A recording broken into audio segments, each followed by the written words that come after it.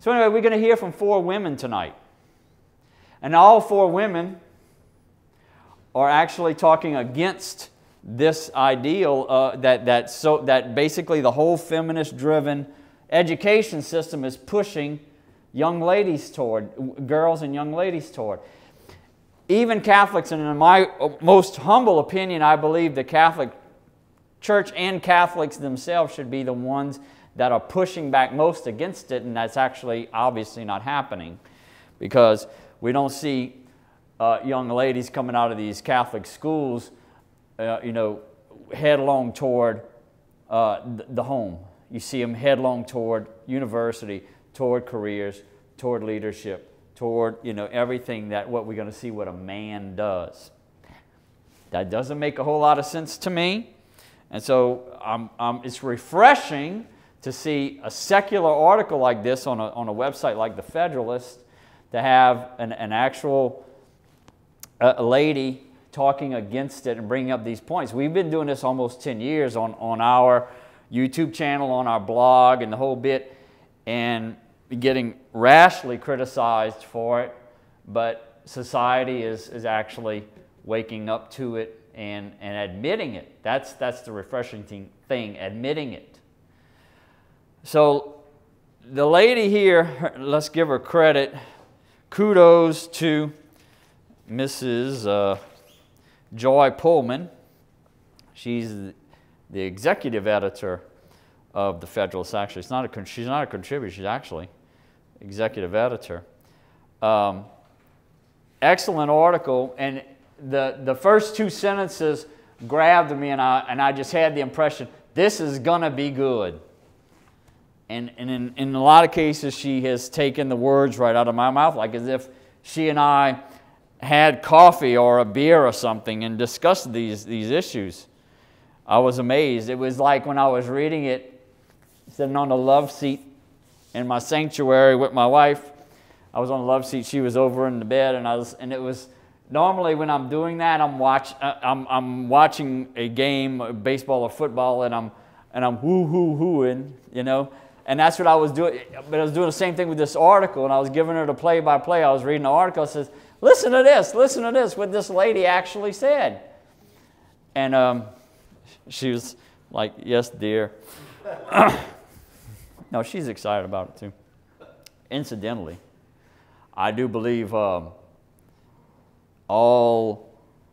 of us who have teenage daughters or 20-something-year-old daughters need to have her read this, and just for entertainment purposes, just because, just to see what she thinks, and maybe have a discussion about it, just to see what she thinks, because this is where the rubber meets the road with these young ladies, and if you have sons too, might as well, so that they know the right type of young lady to be looking for.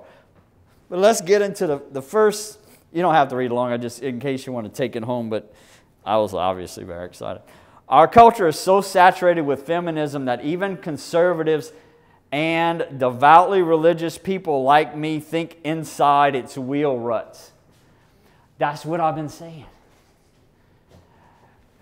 Catholics are feminists and don't even know it.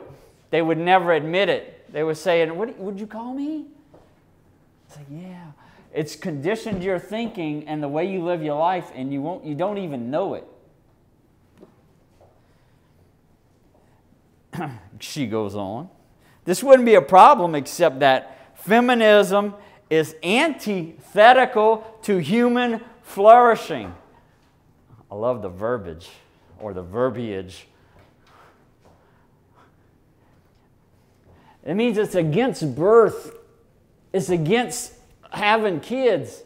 And okay, of the 4 women, they're all against feminism. One of them says she was rescued. The other 3 find themselves victims or trapped by it or trying to figure themselves a way around it. We'll see. antithetical to human flourishing, both individually and corporately, because it has a false view of human nature. That's those two sentences make the whole, they set this article up so great, but it's, it's to get, she's going to get into details, but there it is, and it's like, wow, to have a lady in the secular environment be saying this. And this is another thing that I've said often. No matter how the evidence piles up and the heartbreak after heartbreak, many women continue to give themselves in cognitive dissonance. They'll do it even though the deck's stacked against us. We all want to believe that, oh, we're exceptional, that patterns of human behavior don't apply to us. That while bad things happen to other people who did the same things we are, or what we want to, those bad things won't happen to us. We're special. We're different. And you see the pride in that? And she says later on, yes, it requires humility. Humility. You see the devil in this, the pride? It requires humility to consider whether your presuppositions and behavior are wrong. To stop and say, it's like, something's not going right here. We're doing something wrong. But what you may lose in feminist scorekeeping, you reap 100-fold in a richly happy life. So she goes on, how do I know? It's happened to me. How did it happen to her? She says, the day I started losing feminism, I saw a positive pregnancy test. And this is the thing. This is the thing where, I got umpteen videos where I was laughed off of YouTube. And the thing about this is these ladies have life experience. There was a Catholic young guy who thought he was something. He wanted to make a name for himself by degrading mine and my book and the videos that I put out, with zero life experience, thinking he knew church teaching and that what I was speaking on was opposed to it, and talking in these unthought out, ideologues that you can't really put into practice. This lady has had experience, and what I would get into was saying, have children. Ladies, have children. And that was almost like I was cursing at them. So she says, I got lucky with an unintended and unwanted pregnancy. We were married, but I was devastated because I wanted to do what everyone says you should do and focus on my career right outside of college. Right out of college. My husband and I called our baby fruitcake. That present you get, nobody knows exactly what to do with. A finicky baby. He kept that nickname deservedly for his first 2 years. Now it no longer fits him. Over time, I learned that I was distressed about this miracle when I should have been, and slowly became deeply grateful.